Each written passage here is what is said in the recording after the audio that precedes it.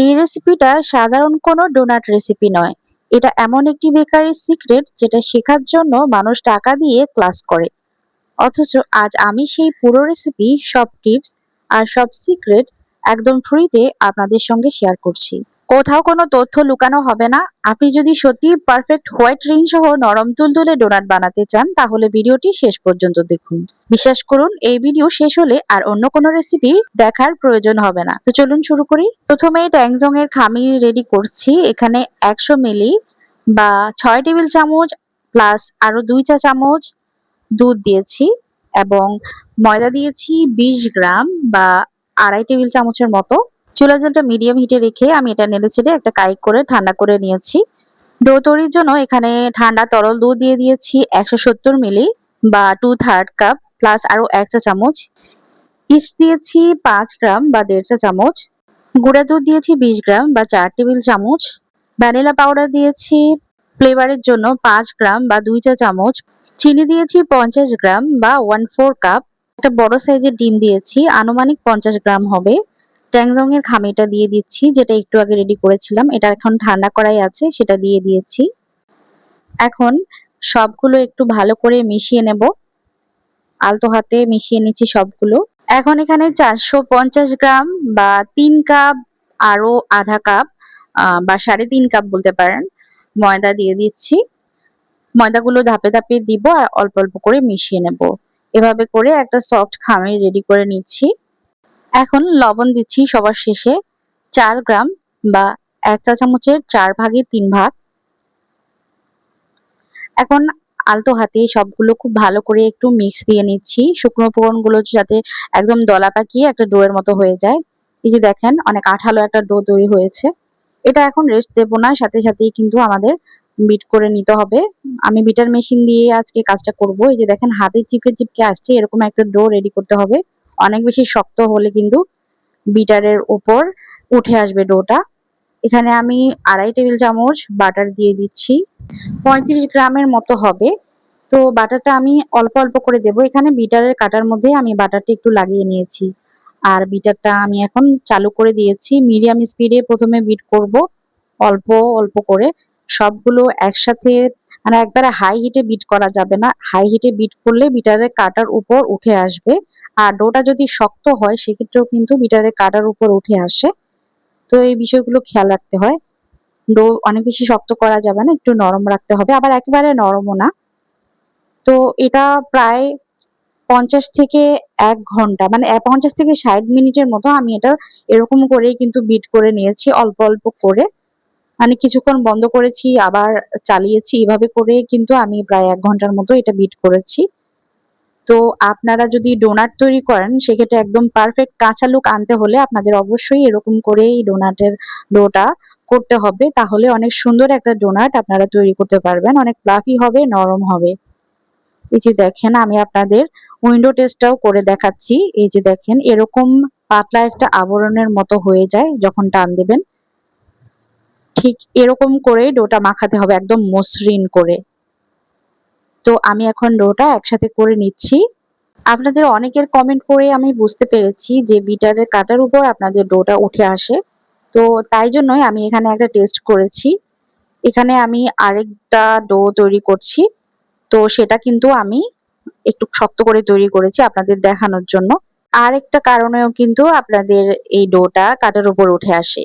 সেটা হচ্ছে আপনারা ডোটাকে রেস্ট দিয়ে দেন কিছুক্ষণ।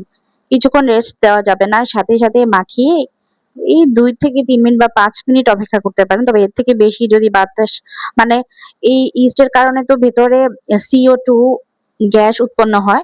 তো সেই গ্যাসটা যাতে ভেতরে মানে উৎপন্ন হতে দেওয়া যাবে না। খুব দ্রুতই কিন্তু আমাদের মধ্যে নিতে হবে। তো আমার আজকের ডোটা আমি যেটা বলেছিলাম, এটা আমি কোনোভাবেই আজকে মেশিন দিয়ে করতে পারছিলাম না। তাই আমি হাতে মথে নিয়েছি। আর এটা করতে আমার অনেক বেশি কষ্ট হয়েছিল। কারণ হাতে ডো মাখাতে অনেক বেশি কষ্ট হয়। তো আমি হাত দিয়ে দেখেন একদম পারফেক্ট ভাবে কিন্তু একদম মসৃণ করে নিয়েছি। এই যে দেখেন, দিনের আলোতে খুব সুন্দর দেখা যাচ্ছে। তো যাই হোক, আমি এখন ডোনাটের ডো গুলো আমি একটা একটা করে মেপে নেব। এতে করে সবগুলো সমান সাইজের ডোনাট তৈরি হবে। তো আমি প্রত্যেকটা ডো এর জন্যই কিন্তু 60 গ্রাম বা 61, 60 থেকে 61 গ্রাম নিয়েছি আজকে। তো আপনারা চাইলে এর থেকে আরেকটু বড় নিতে পারেন, ৮০ গ্রাম করে নিতে পারেন। তাহলে ডোনাটের যে হোয়াইট রিংটা হয়, মানে যেটাতে ক্রিম ফিল করা হয় বোম্বলনি বা ডোনাটের, তো সেগুলো করতে চাইলে কিন্তু আপনাদের আরেকটু বেশি ডো নিতে হবে, ৮০ গ্রাম করে।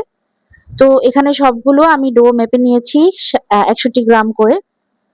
তো আমি এভাবে করেই কিন্তু ১ম এ গোল করে নিয়েছি। এরপর নিচের মুখটা সিল করে দিতে হবে অবশ্যই, নয়তো পরে ভাজার সময় এটা খুলে যাবে। এখন এভাবে করে ময়দাতে আমি কোট করে নিয়েছি। ময়দাতে কোট করে নেওয়াটা অত্যন্ত জরুরি। নয়তো এভাবে যখন আমরা নিচে রাখবো, নিচে আটকে যাবে। আর ভেতরের বাতাসগুলো বের হয়ে যাবে। তাই অবশ্যই আপনাদের এটা ময়দার মধ্যে কোট করে নিতে হবে। আমি সবগুলোই কিন্তু এভাবে বানের মতো করে ১ম এ শেপ দিয়ে নিচ্ছি। আর এভাবে করে ময়দায় গড়িয়ে নিচ্ছি। এভাবে করেই কিন্তু আমি সবগুলো নিয়ে নিয়েছি। নিচে কিন্তু আমি একটা, একটা করে বেকিং পেপার দিয়ে দিয়েছি। আর নিচে খুব ভালো করে ময়দা দিয়েছি যাতে করে আটকে না যায় বেকিং পেপারের সাথে। এখন এই ডো গুলোকে ২০ মিনিট রেস্ট দেব। তো ২০ মিনিটের মধ্যেই কিন্তু এটা অনেক বেশি ফুলে গেছে। এটা আমার আসলে ২০ মিনিট থেকে একটু বেশি সময় লেগে গিয়েছিল, যার কারণে এরকম ফুলে গিয়েছে। তবে ২০ মিনিট হলে যথেষ্ট, এর থেকে বেশি ফোলানোর প্রয়োজন নেই এই ১ম ফার্মেন্টেশনটা। আমি আপনাদের বলব আপনারা ২০ মিনিটই রেস্ট দিবেন। এরপর এভাবে করে আঙুলের সাহায্যে অথবা কোনো কাটারের সাহায্যে মাঝখানটা কেটে নিবেন। এভাবে ডোনাটের শেপ দিয়ে নেবেন। তাহলে ডোনাটগুলো একদম ফুলকো, ফুলকো বেলুনের মতো হবে। আমি ডোনাটগুলো হাতে নিয়ে দেখাচ্ছি। দেখেন ডোনাট কিন্তু লেগে নেই কাগজের মধ্যে। এটা উঠে এসেছে। তো আমি এখানে ভর্তা করার মানে আলু ম্যাশ করার একটা মেশিন, এটা আমার ভেঙে গিয়েছিল, সেটা নিয়ে নিয়েছি। এটা দিয়ে কিন্তু আমি ডোনাটের মাঝখানটা কেটে নিয়েছি। এতে করে খুব সুন্দর একটা শেপের হবে।